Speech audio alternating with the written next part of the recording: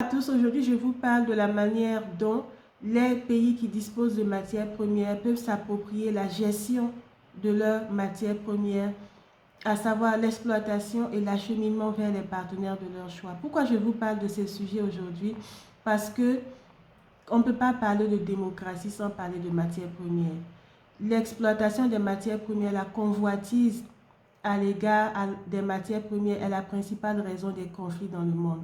Pourquoi des États qui foulent aux pieds les principes de démocratie ont un intérêt pour certains pays qui disposent de matières premières?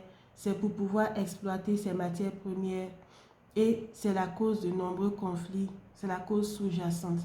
Donc, si on veut parler de démocratie, il faut renforcer les capacités des pays qui disposent de ces matières premières. Je prends l'exemple du Kazakhstan, de l'Asie centrale. Il faut renforcer leurs capacités afin qu'ils puissent exploiter eux-mêmes leurs matières premières. Et pour l'acheminement de ces matières premières, il faut renforcer leurs capacités. Comment?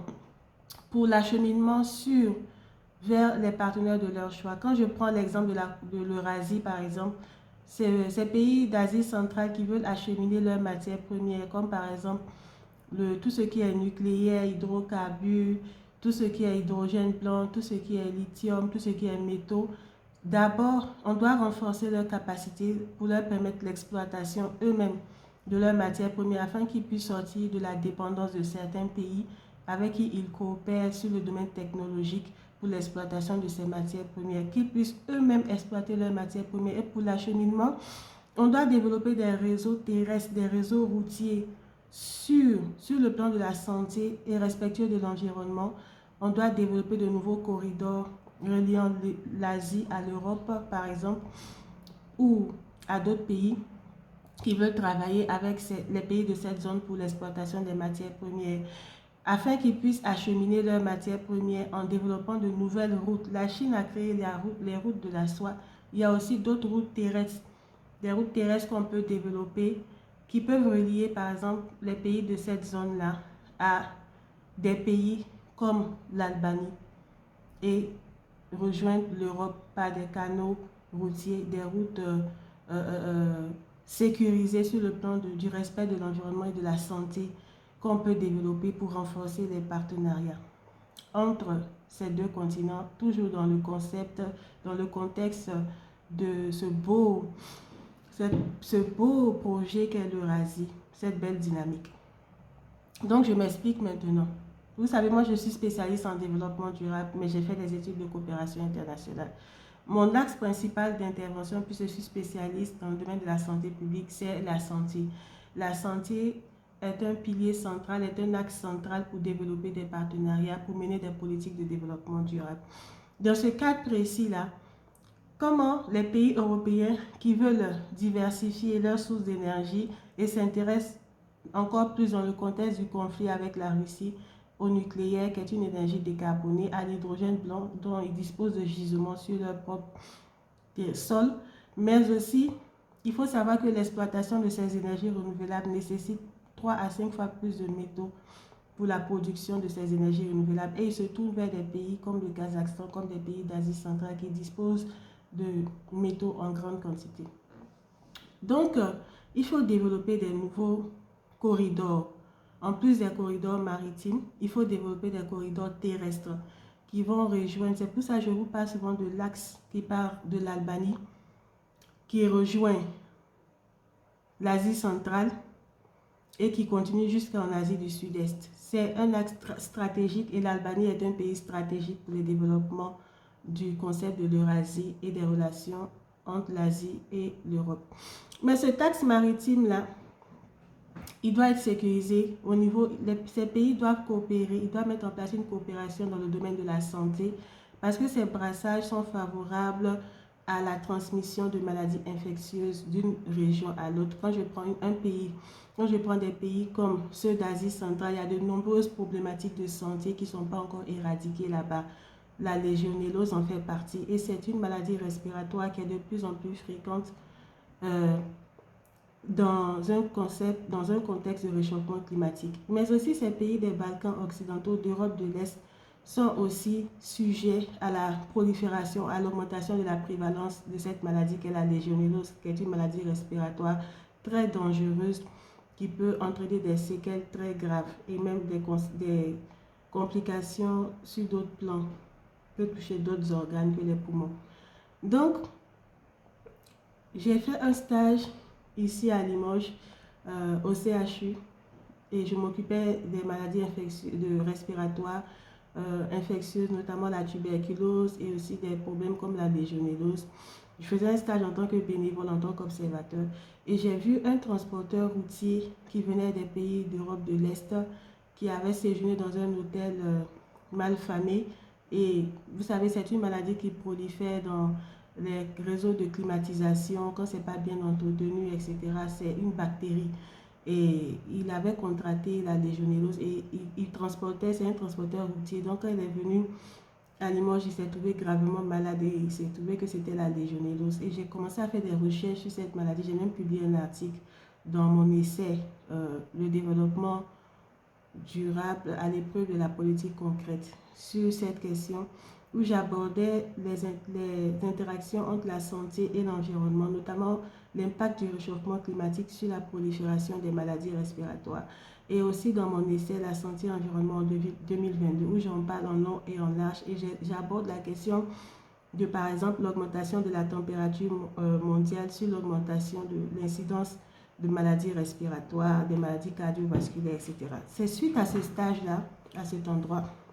Donc, ce chauffeur routier qui venait d'un pays d'Europe de l'Est et qui transportait des marchandises vers la France, il s'est trouvé hospitalisé pendant plusieurs semaines et il a failli y passer à cause de cette maladie qu'est la légionellose, qui est fréquente dans ce contexte de pays où les conditions d'hygiène et d'assainissement, le respect des normes n'est pas toujours respecté, n'est pas toujours...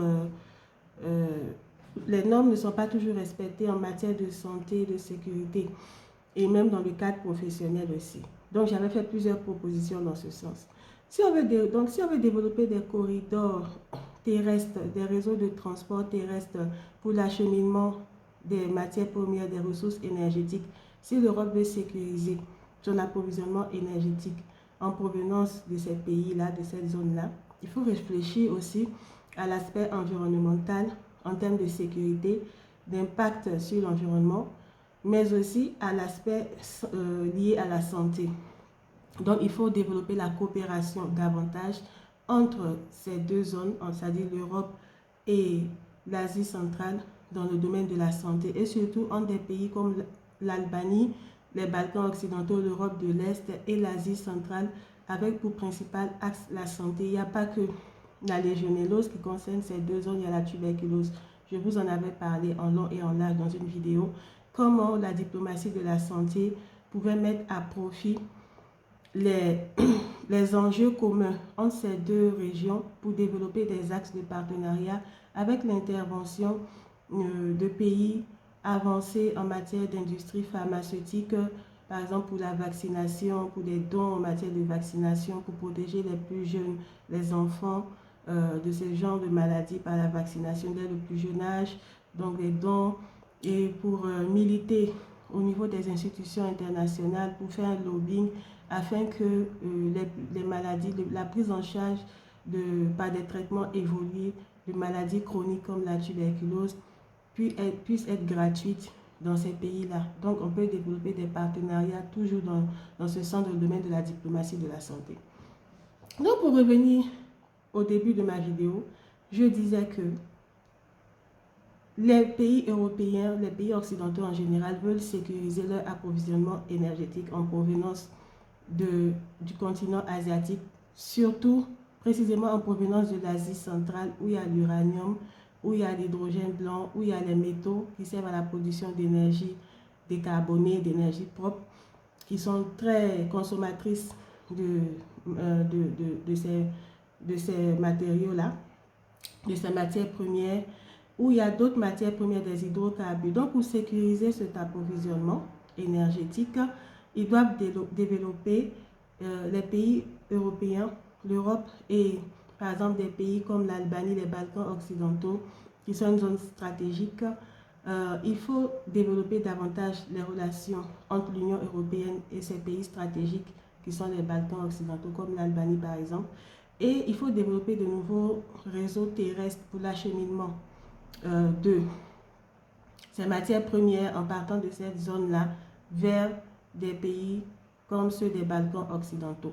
Et il faut sécuriser ces corridors terrestres en portant une attention particulière à la question de la santé et à la question de l'environnement, en sachant que ces deux thématiques sont interdépendantes. Et j'ai pris l'exemple de la légionellose, qui est une maladie due à une bactérie. C'est une maladie respiratoire qui peut entraîner d'autres complications, d'autres séquelles, une maladie très grave avec des séquelles irréversibles parfois, qui peut entraîner la mort. Et la légionellose prolifère dans un contexte, par exemple, les complexes hôteliers ou les réseaux de climatisation, ou les réseaux d'eau chaude ne sont pas entretenus. Cette bactérie, elle va proliférer et entraîner la transmission de cette maladie. Et ces réseaux, j'ai pris l'exemple du transporteur routier qui s'est retrouvé, qui venait des pays de l'Est, d'Europe de l'Est, et qui était atteint de la légionellose dans le cadre d'un stage que j'ai effectué dans un hôpital en France ici, et qui m'a sensibilisé sur ces problématiques liées à l'environnement et à la santé de façon interconnectée. Et j'ai dit aussi que le réchauffement climatique participait à la prolifération de ce genre de maladies bactériennes qui prolifèrent dans un contexte de température. Parce que par exemple, cette bactérie prolifère dans les réseaux d'eau chaude de 20 à 25 degrés. Donc, voilà comment l'environnement impacte la santé et comment la santé se trouve être le pilier central de ces différentes politiques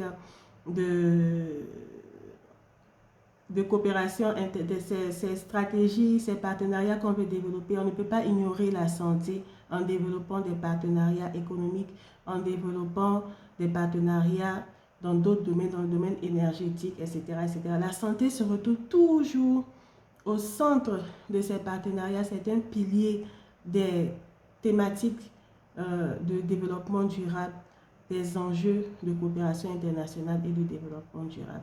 Donc voilà, avec Améthyste Conseil, nous on propose toujours des solutions. On propose des solutions. Nous avons notre boutique en ligne dont je partage souvent le lien, où nous avons développé des solutions numériques pour les décideurs en santé afin de réduire les risques d'exposition dans une approche de santé-environnement, les risques d'exposition à certaines maladies émergentes ou réémergentes. Donc, je vais partager encore le lien de la boutique. Merci et bonne journée.